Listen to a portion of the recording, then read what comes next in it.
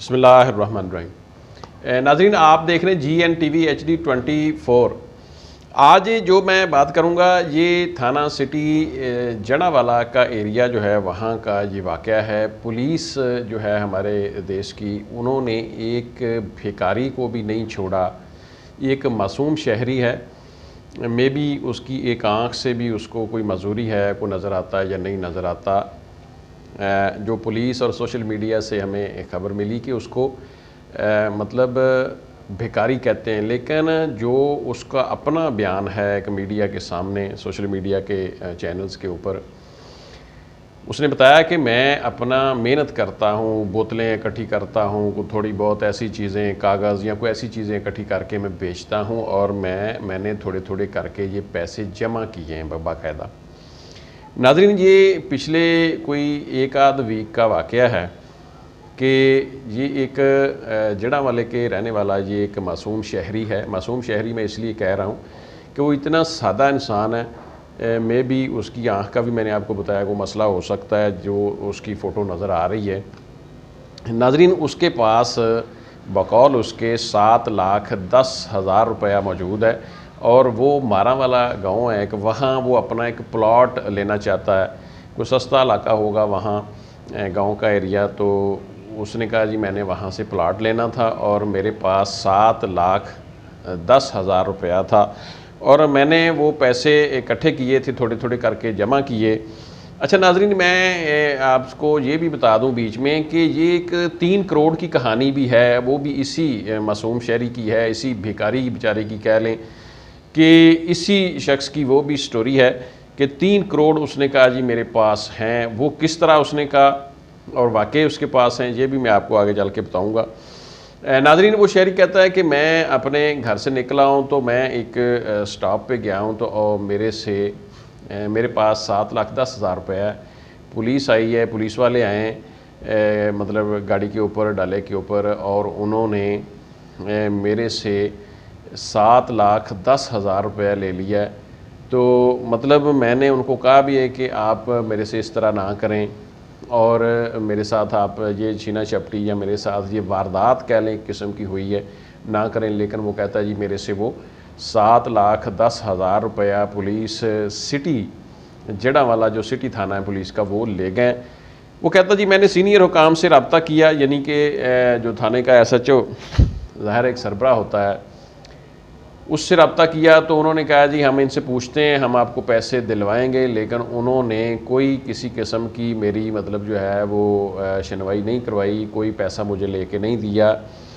ये शख्स बेचारा कचहरी में जाता है, वकील के पास जाता है, वकील से मशवरा करता है और इनका जो वकील है वो इनकी रिट दायर करता है। 22A 22B की सेशन कोर्ट में एक रिट दायर करता है और रिट जो है वो पर्चा करवाने के लिए कि जनाब इस तरह ये जो इस मेरा जो मुवक्किल है, शहरी है, इसके साथ पुलिस ने ही वारदात कर ली है, 7,10,000 रुपया वो कहता है जी मेरा छीना गया।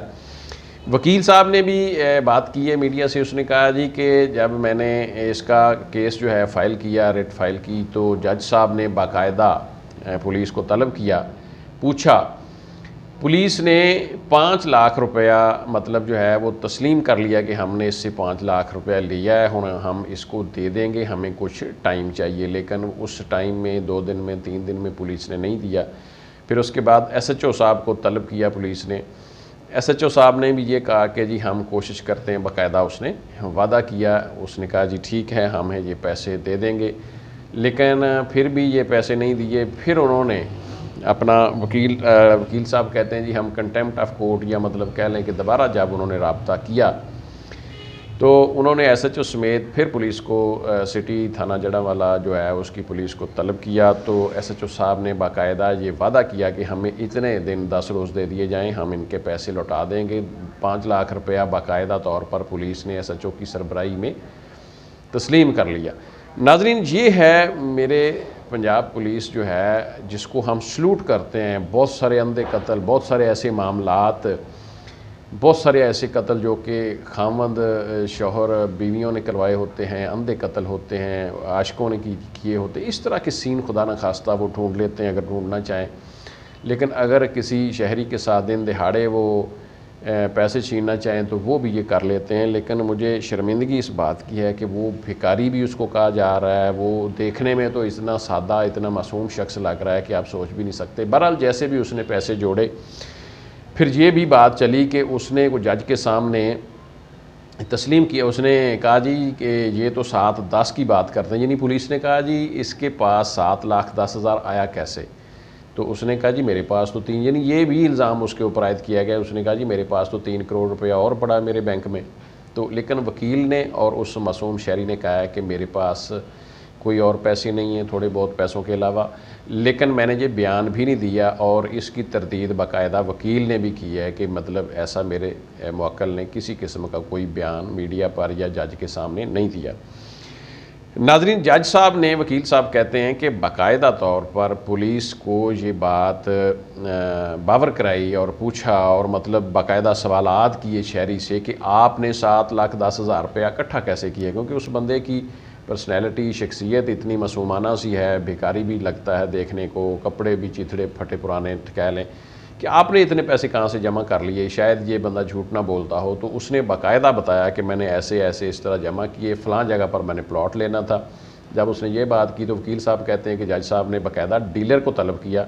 डीलर ने उसके बात की जो तस्दीक की, फिर उससे आगे जिसके जहाँ उसने सौदा लेना था, प्लॉट लेना था, वहाँ के डीलर को बुलाया। उसने ये तस्दीक की कि जी इसी तरह इसने हमारे से प्लॉट लेना था, फ़लाँ जगह पर वो प्लॉट है और इस तरह इसका और हमारा सौदा चल रहा था। इसने 7,10,000 हमें पेमेंट करना थी, लेकिन जब ये पेमेंट लेके आ रहा था तो पुलिस ने इससे ये पेमेंट जो है वो हथिया ली।